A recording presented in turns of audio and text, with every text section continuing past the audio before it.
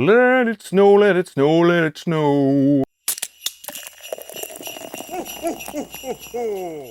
All right, friends, welcome back. This is day number 15 of the Costco Brewers Advent Calendar for the year of our Lord 2020. This is day 15, like I just said. That means there's only 10 more days, including today. 10 more days, 2 hands worth of fingers left until we're done with this and until Christmas Eve.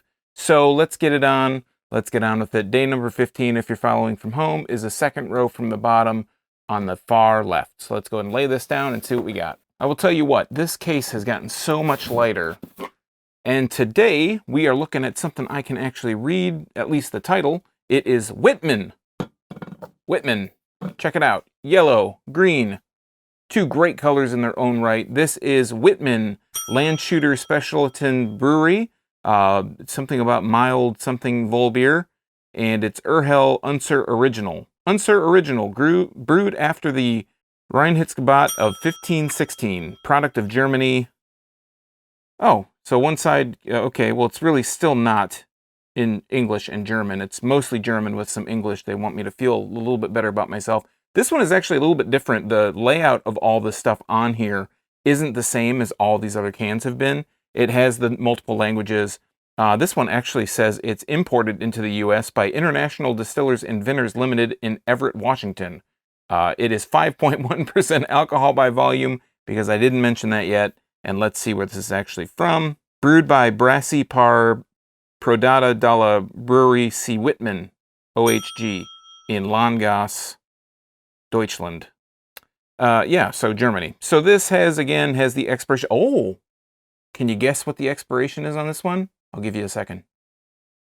If you said 522, you're wrong. It's 521. It's the first one in a long time that's not been 2022. Let's go ahead and crack it and put a nose on it.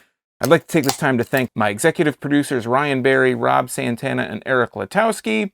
Thank you for making this video possible. If you want to check out more about my Patreon, you can check me out at patreon.com/giraffe_therapy.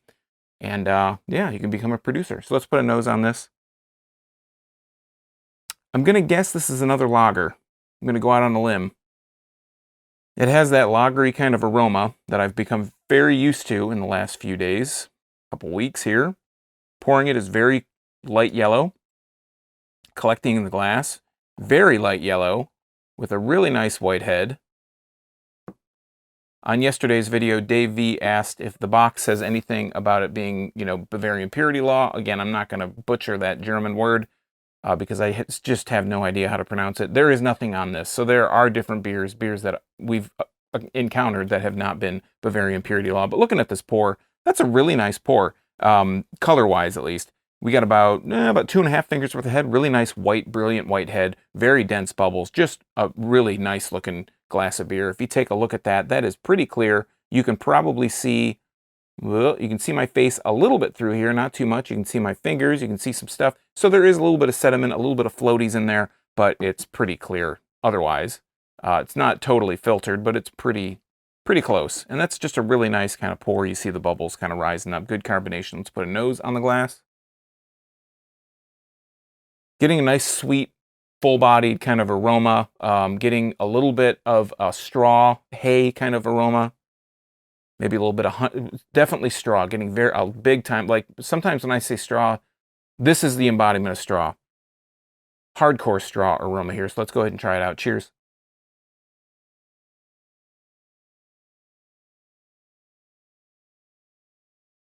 Okay, so it's very light, very crisp, very nice, just crisp, refreshing mouthfeel.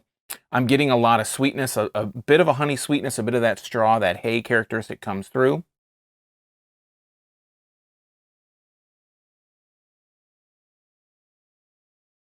I do get a touch of that funky, kind of like I said a couple days ago, the oxidation that I was getting on that beer from a couple days ago. I can't remember which one it was at this point, but there's a very faint amount of it, but unlike the other one, it's not overpowering. This, I think that was Tan in Hell, I may be wrong. That one, it was overpowering more than anything. It's sitting here on my palate on the aftertaste, but the other part of the beer has been pretty enjoyable. Like it's got a really nice, it's a nice mild sweetness. It's not over the top. It's not in your face. It's not too much, but also that hay, that straw and hay kind of characteristic come through. It just adds a nice you know, refreshing characteristic flavor throughout the beer, and it dries your mouth a little bit. There's a little bit of a dryness, but there's enough that makes you want to take another drink.